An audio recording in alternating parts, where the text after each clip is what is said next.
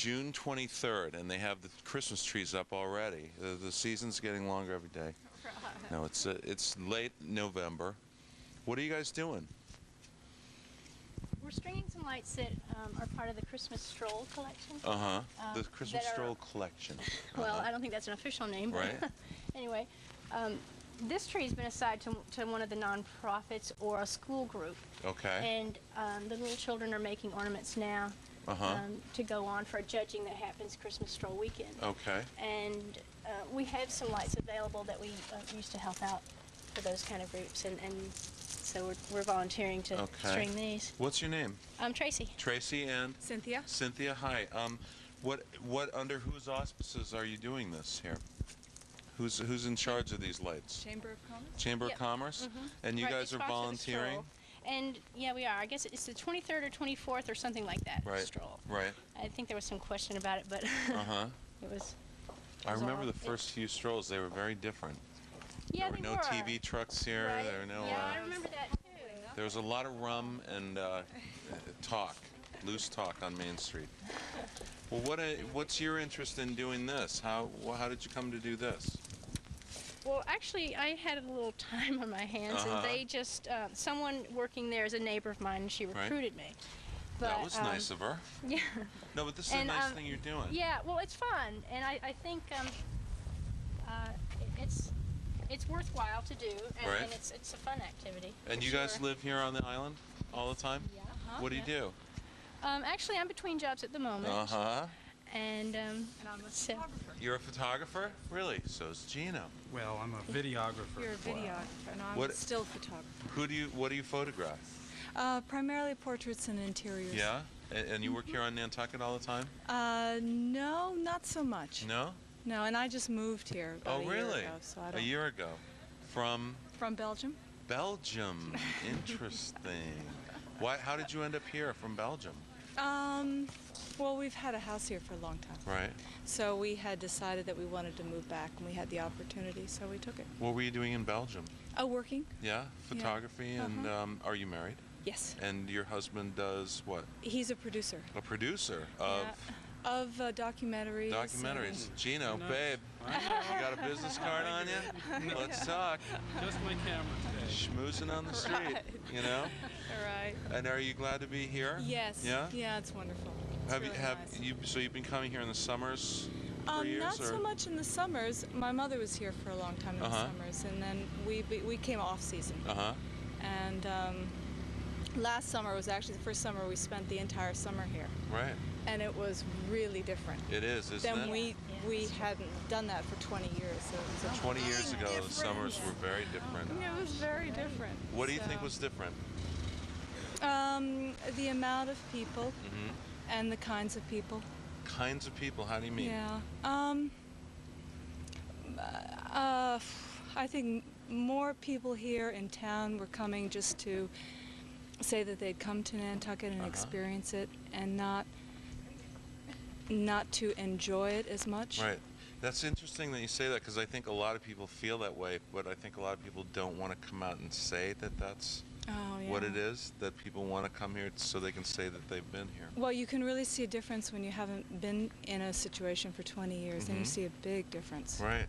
And, you know, I think that Nantucket is struggling with that and trying to keep the special quality it always has, and I'm sure it will. Right. And everything in life changes. So. Well, my girlfriend's astrologer says Nantucket's going to be underwater within a couple of years anyway, so it's all a moot point. A couple of years? Yeah. Well. But I think he's a little, well, anyway, we won't get into that. But how long have you been on the island? Actually, we moved back here almost 2 years ago. Moved back here? Yeah, we had lived here when my husband was a wood carver.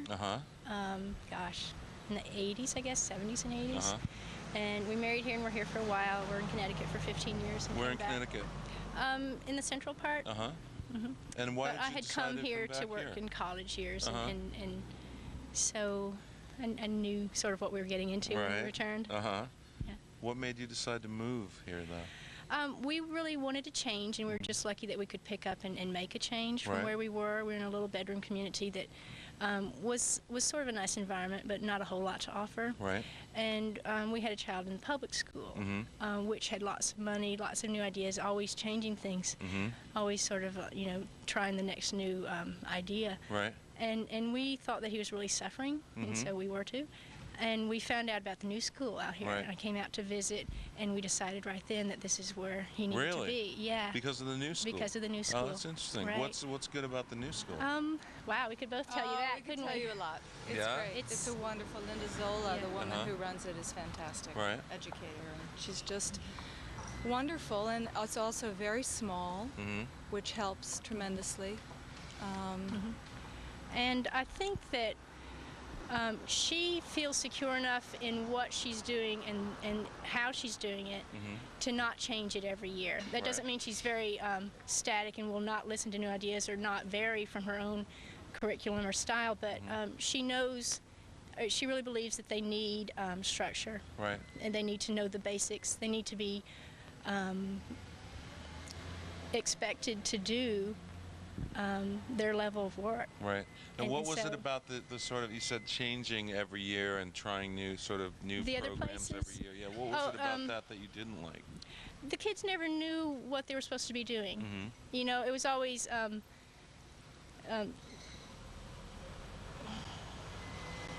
I don't know. Let me try to think of a specific. I think just like with a language progressive class. ideas around. I guess so, or teaching math this way instead of that way, Right. or for language. Linda makes them read and write every day, and no matter what level they are, they do what they're able to do, a sentence, a paragraph every night, read a chapter if they're at chapter level.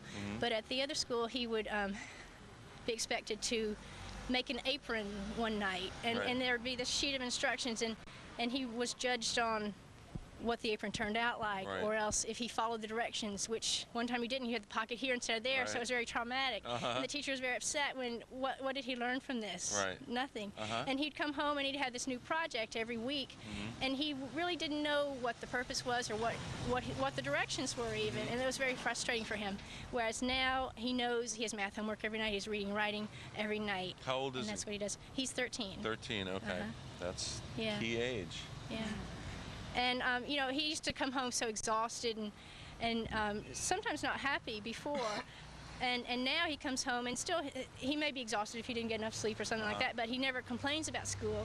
And he also always says it goes so quickly because they're engaged every moment.